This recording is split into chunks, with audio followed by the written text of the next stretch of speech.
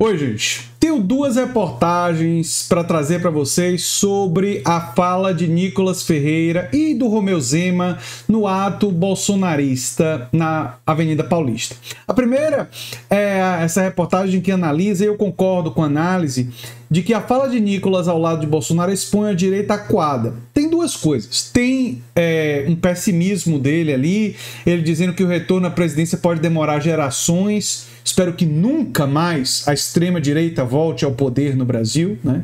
A extrema-direita tem que ser completamente derrotada, né? Mas, enfim, ele mostra pessimismo ali.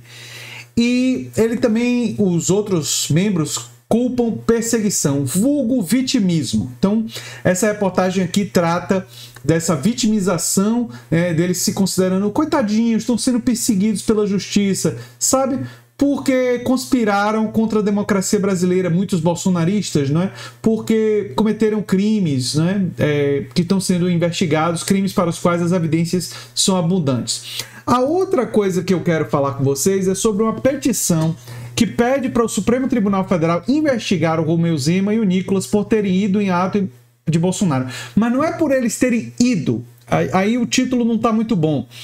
É porque eles podem ter utilizado recursos públicos para ir, sendo que se trata de um ato político. Vou explicar para vocês.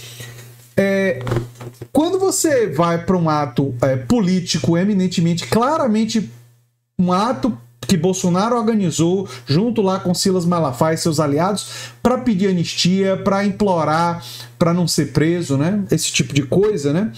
Inclusive ele deu entrevistas depois nessa vibe. Os deputados têm que ir com recursos próprios do salário deles, não é uma função oficial, não é? E a ex-presidente do PSOL de Minas argumenta que o pedido tem conexão com a investigação dos ataques às sedes dos três poderes. Olha só o que diz ela. A ex-presidente do PSOL, Sara Azevedo, pediu ao Supremo Tribunal Federal para investigar se o governador Romeu Zema e o deputado federal Nicolas Ferreira teriam utilizado recursos públicos para financiar a ida a São Paulo, onde participaram do ato encabeçado pelo ex-presidente. A petição ajuizada na última terça pede para que o ministro Alexandre de Moraes instaure um inquérito de ofício para investigá-los. Tem uma informação aí nas redes que talvez isso caia nas mãos do Cássio Nunes. Aí não vai prosperar, provavelmente, né? O Cássio Nunes, a gente já sabe, né? Se cair realmente na mão do Cássio Nunes, essa investigação já era, né? Mas para a ex-presidente, a postura de Zema e Nicolas caracteriza peculato, ou seja, apropriação de dinheiro, valor ou qualquer bem imóvel por um funcionário público em proveito próprio ou alheio. Ao utilizarem recursos públicos para participar de um protesto político-partidário, em especial um protesto que confronta as instituições públicas e o regime democrático, os noticiados incorrem no crime de peculato. Em sua forma consumada é o argumento dessa ex-presidente do PSOL, né? Além disso, Sara, que foi candidata ao Senado, alega que o ordenamento político pátrio não tipifica a conduta de peculato. A postura configuraria emprego irregular de verbas e rendas públicas, né? Nicolas e Zema acompanharam o ato, segundo relatos de diversos cidadãos, e utilizaram para tanto o aparato público, passagens aéreas, custeados pelo poder público, carros oficiais, segurança pública e outros possíveis recursos públicos, né? Essa é a argumentação dela. Ao defender a competência do STF para analisar a petição, a ex-presidente do PSOL defende que a petição tem conexão com o inquérito relatado por Moraes, que investiga os ataques às sedes dos três poderes. Importante citar que o ato apresenta conteúdo reivindicatório que confronta a pertinência. O que ela está dizendo aqui é que o ato questiona as investigações do Supremo, as investigações... Não é do Supremo, é da Polícia Federal. Quem está investigando é a Polícia Federal e esse pessoal está querendo bloquear a investigação da Polícia Federal e do Ministério Público, que está sob a jurisdição do Supremo, né? Porque foi o Supremo Tribunal Federal que condenou, né, já um monte de golpistas, né? Ela acrescenta que, enfim, em respeito aos ritos e a divisão dos poderes, não comenta ações e tal. Nicolas não respondeu aos questionamentos até a publicação dessa reportagem, né? Enfim. Isso está no tempo, né? E a fala do Nicolas, como eu disse, foi uma fala assim bem pessimista, né? Ele, enfim, que as atuais gerações não vejam novamente um presidente da República de direita. Esse é um raro caso, né?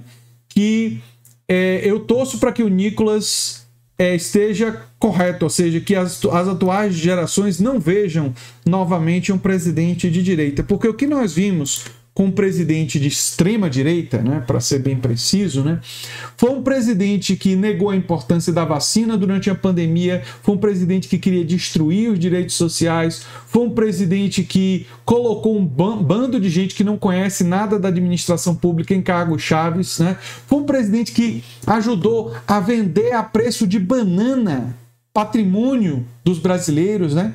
Inclusive uma refinaria em Landulfo Alves, sob circunstâncias muito suspeitas, porque coincide com a época que ele recebeu umas joias de uns árabes e árabes compraram a refinaria, os mesmos, né?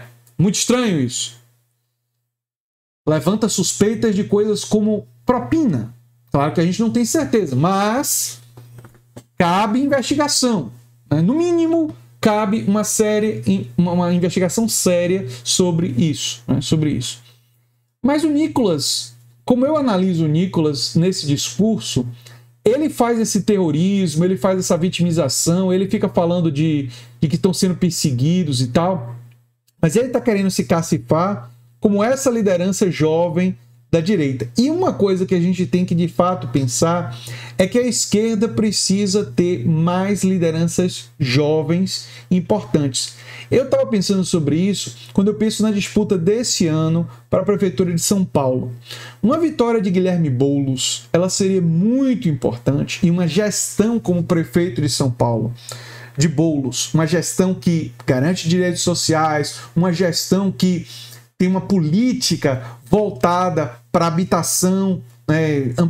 Enfim, e Boulos seria sensível provavelmente a ideias como expandir cooperativas, fortalecer diretórios para expandir ideias socialistas dos meios de produção estarem mais sob o controle da classe trabalhadora e se expandir iniciativas de cooperativismo na cidade de São Paulo.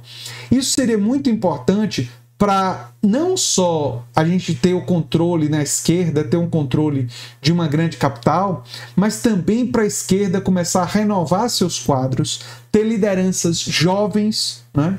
A Sâmia Bonfim é uma outra liderança importante, mas tem outras, né? Jovens.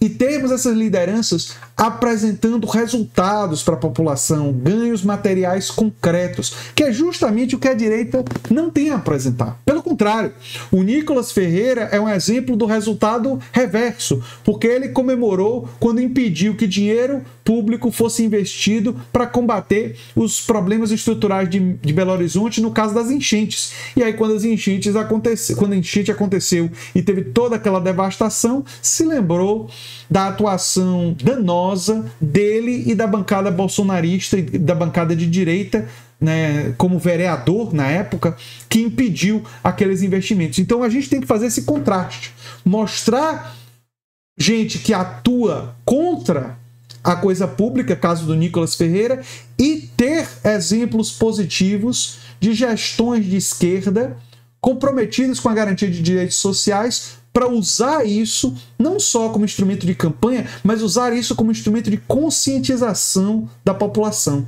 Isso é muito importante. Eu sou André Teixeira Jacobina, o canal é a Nova Máquina do Tempo. Se você gosta do que a gente faz, se inscreve, dá um like, compartilha. Quem sabe vira membro ou apoiador, quem sabe faz um dos nossos cursos. Um abração e até o próximo vídeo. Tchau, tchau.